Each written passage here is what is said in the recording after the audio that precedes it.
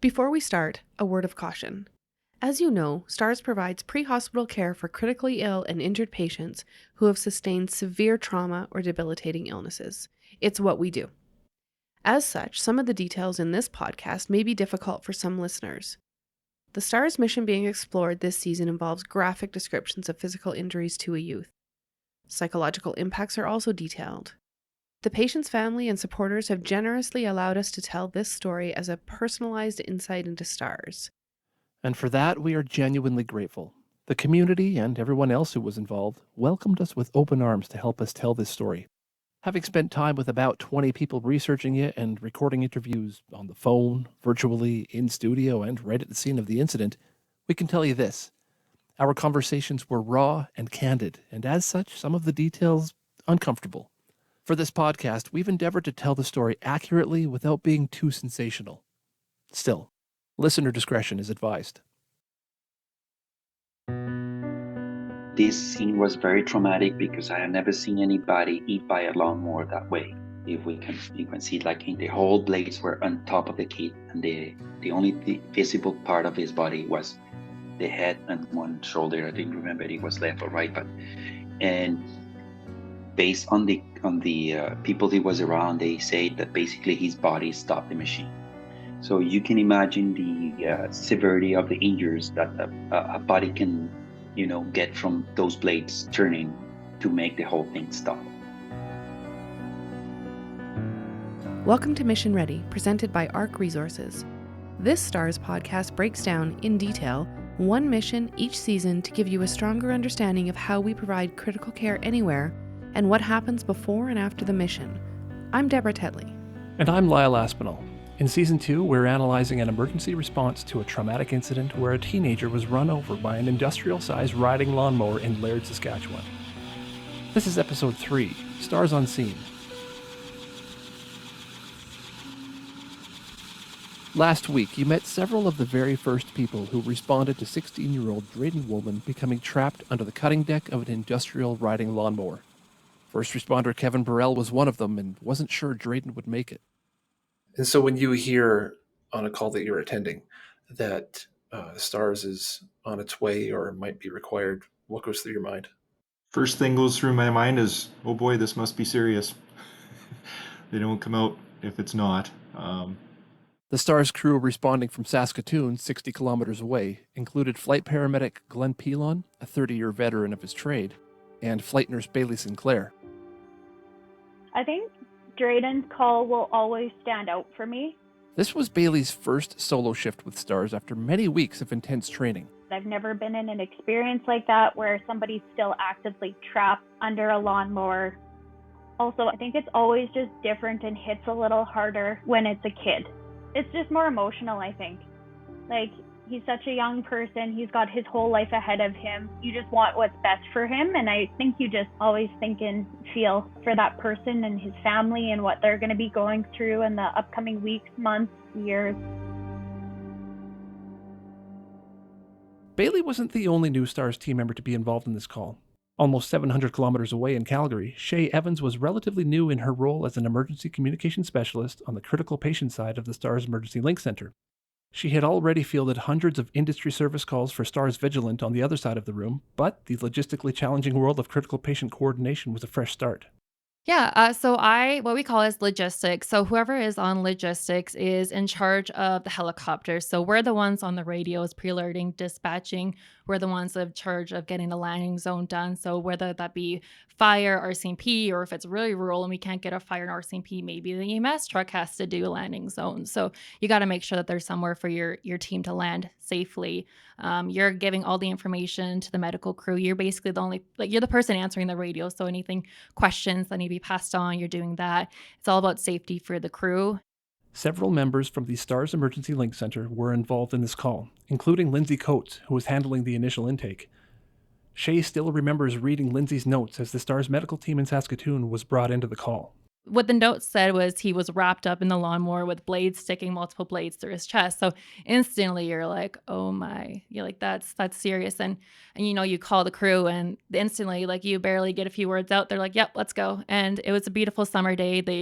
like check the weather, and they, I think, accepted dispatched in like 2 minutes. It was crazy. And yeah, instantly, I don't think Lindsay got more than a couple words in before they're like, yep, let's go. I don't need to hear anything more. Text us the rest of the details. And they were out in 10 minutes up in the sky on their way. Star 11 Link, sir, go ahead. And outbound to you call it Laird, 4 souls on board.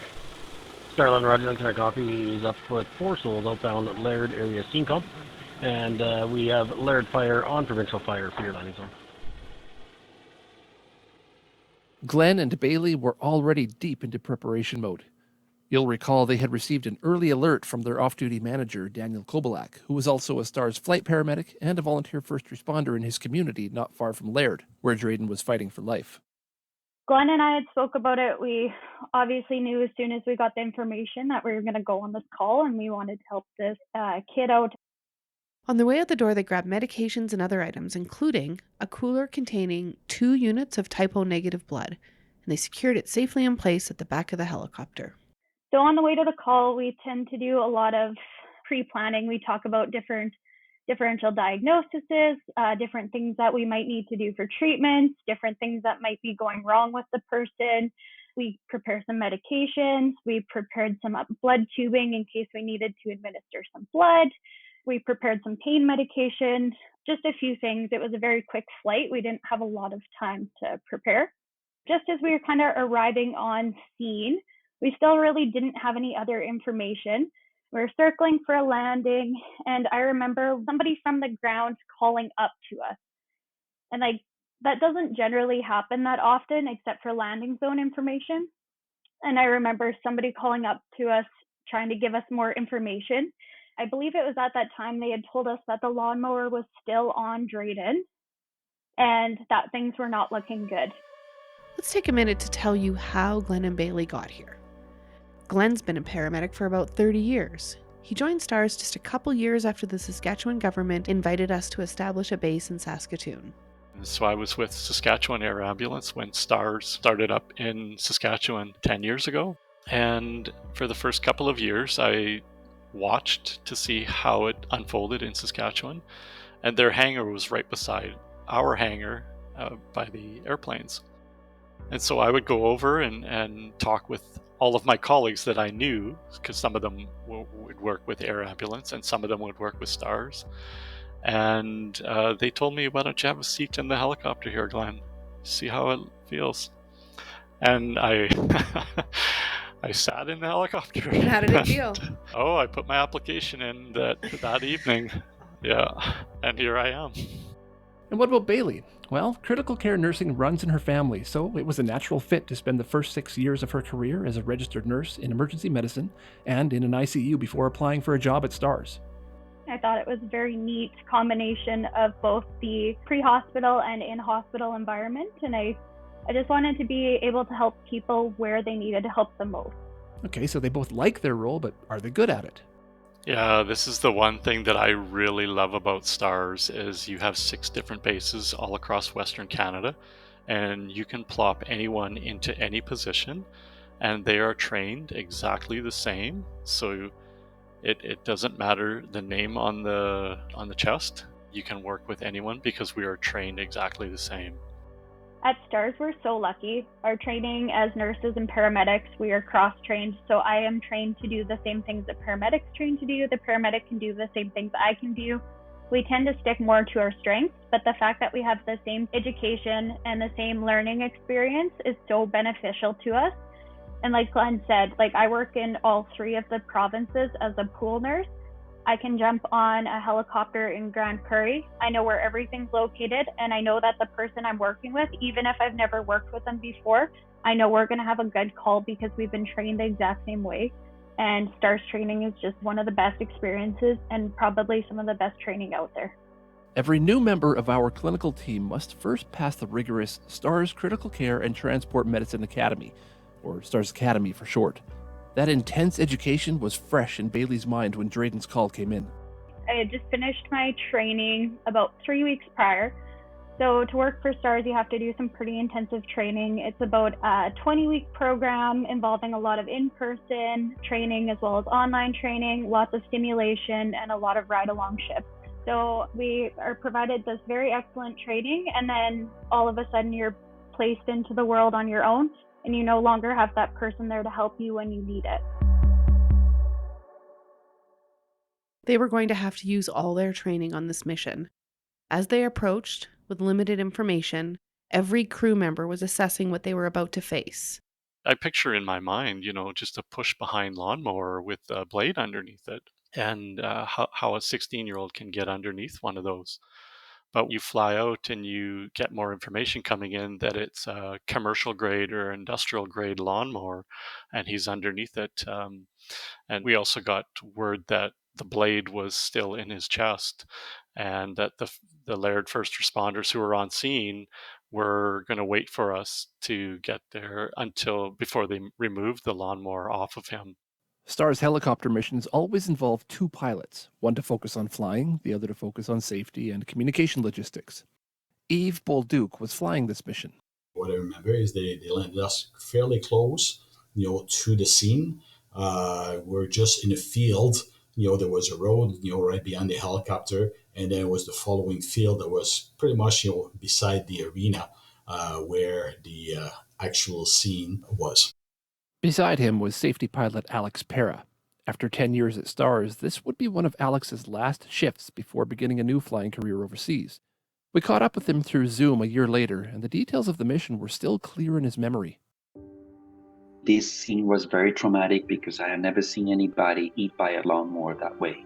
You can see like the whole blades were on top of the kid, and the only visible part of his body was the head and one shoulder. I didn't remember if it was left or right, and based on the people he was around, they said that basically his body stopped the machine. So you can imagine the severity of the injuries that a body can, get from those blades turning to make the whole thing stop. And obviously, immediately you think, "Oh, this is crazy. This is something serious."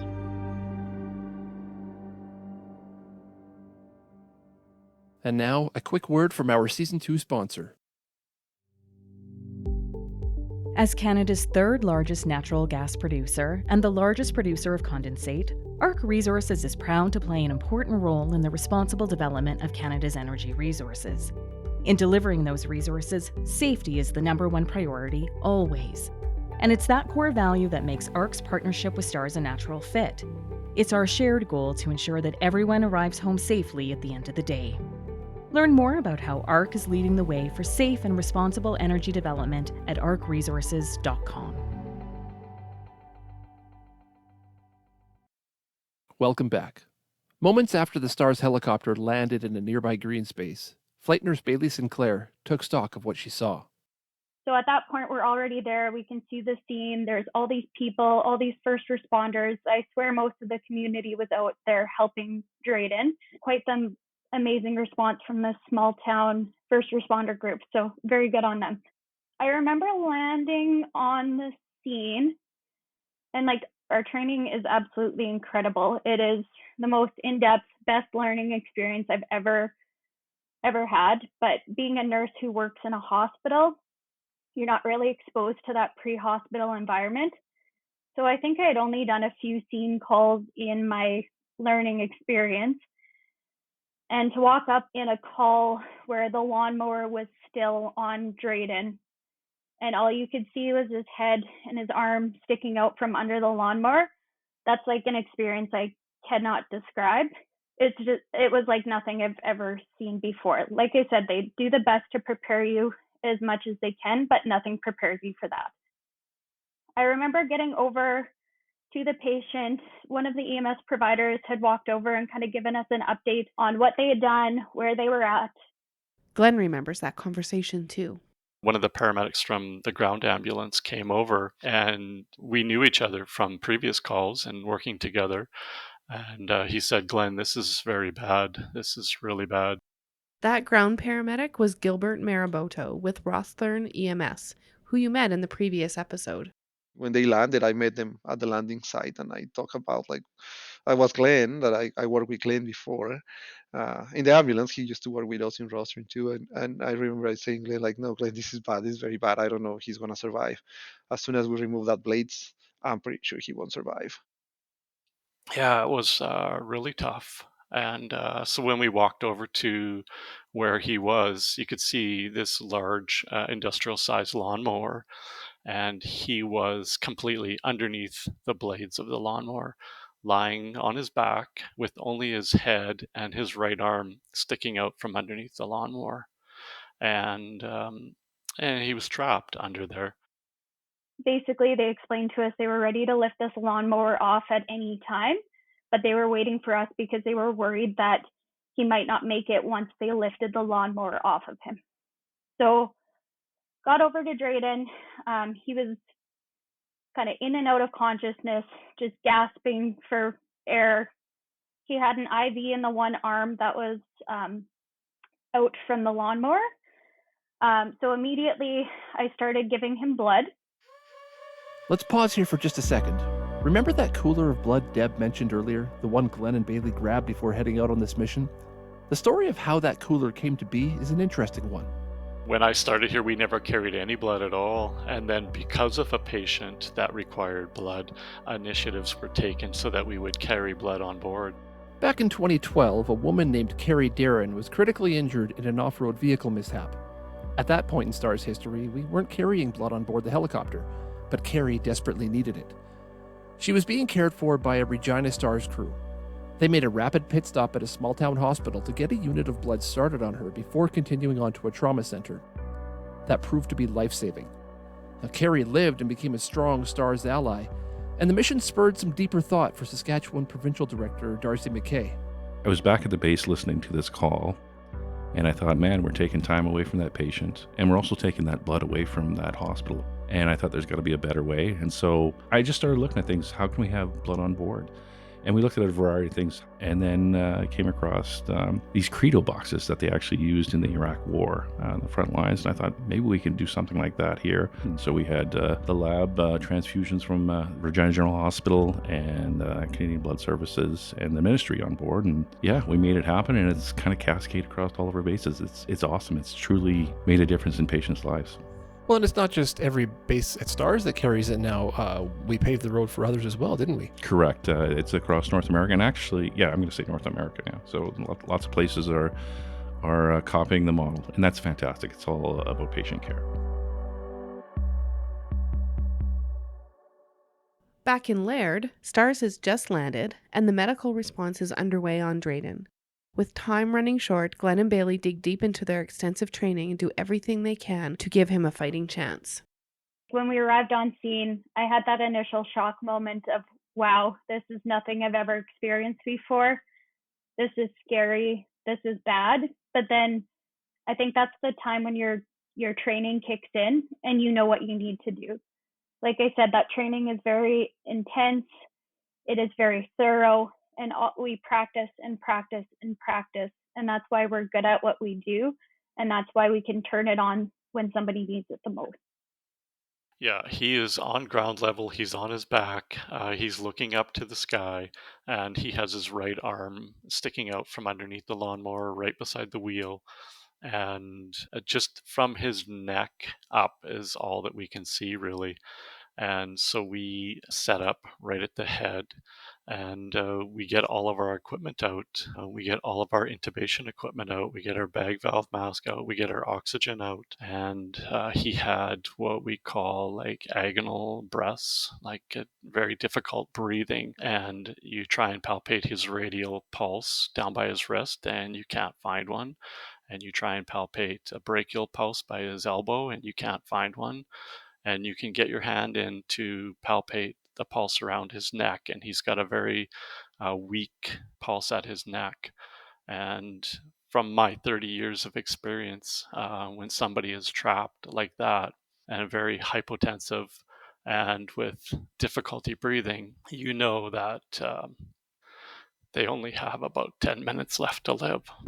So that was tough. That was really hard. Sorry, I kind of get a little emotional at these things, so. Don't apologize. Yeah, I appreciate that's probably just one of the hardest calls to go on. Yeah, pediatric calls are some of the toughest calls to deal with because they have their whole life ahead of them, right?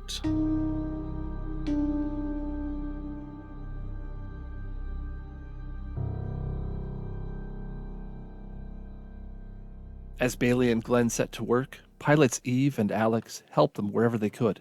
The moment we land at any scenes, we become support, to our guys who's trying, to save a life. And we'll do everything else that we can, just to support them properly. I'm always fascinated by that. You're not just flying the helicopter and then standing there doing nothing, right? Like, you really are a part of this life-saving mission in more ways than getting the helicopter there. Can you talk a little bit more about that? What sort of things were you doing exactly that day? I'm just going to be right in there, to try to help them out and whatnot.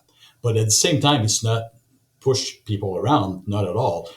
By the time you get to a scene, if EMS is already there, if firefighters is already there, they already have people that have been assigned specific duties at the scene themselves, right?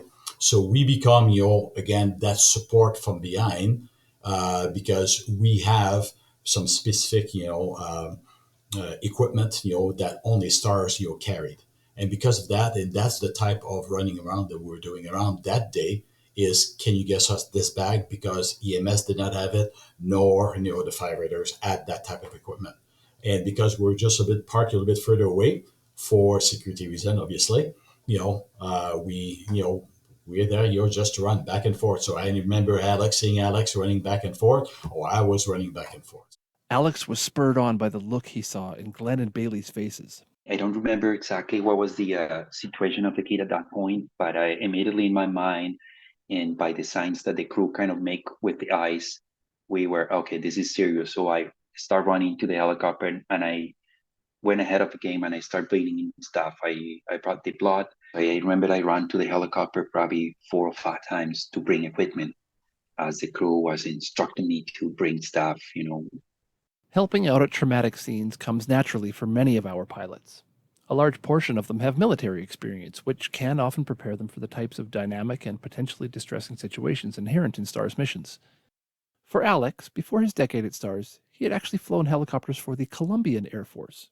Obviously, everybody knows Colombia. We have gone through a conflict, internal conflict that actually has developed a lot of violence in the country, and all the institutions, government institutions, are trying to control this situation, and Air Force is one of them.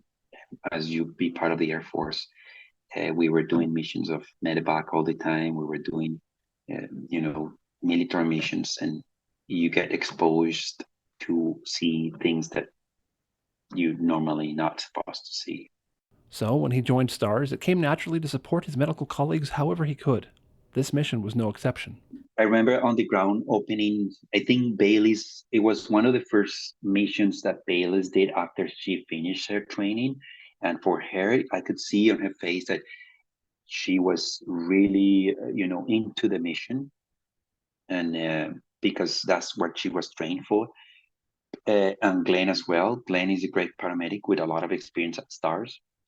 And I remember myself opening bags instructed by Bailey or by Glenn when they said, Alex, give me this, give me that. Like, all the bags that we have.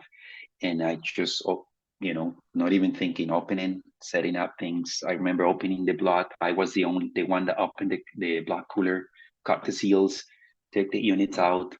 And, and that helps a lot because a lot of the times they need that extra set of hands. One very important step had already been taken by a ground ambulance crew. This was starting a large bore IV line in Drayden's arm. Bailey explains this. So when we got to the scene, Drayden had a large IV in his antecubital, or the kind of crease of his elbow there. The large IV lines are very helpful for us when we need to administer products really quickly. So if you think of a garden hose, the bigger the garden hose, the more water flow you get through it. The smaller the garden hose, the less flow you get through it. So that works similar as an intravenous line. The bigger the IV, the faster we can give that blood product. So the first responders on scene really helped us out by getting that large IV. And I think we were able to get the first unit of blood in before the lawnmower was even lifted off of Drayden. Kayla Burrell was among several first responders helping at the scene. She had an important job. At the end I was holding the blood bag up so that the blood could start flowing to Drayden. And one of my fellow firefighters asked do you want me to take over? Can I hold this? And I was like, no, I'm good. Like, I wanted to do more. Like, this is all I can do right now is hold this blood. And you wanna do more. You wanna fix him right there. And so in fact, all I could do was hold that blood. That was important to me. And knowing it was critical, like his life was fading.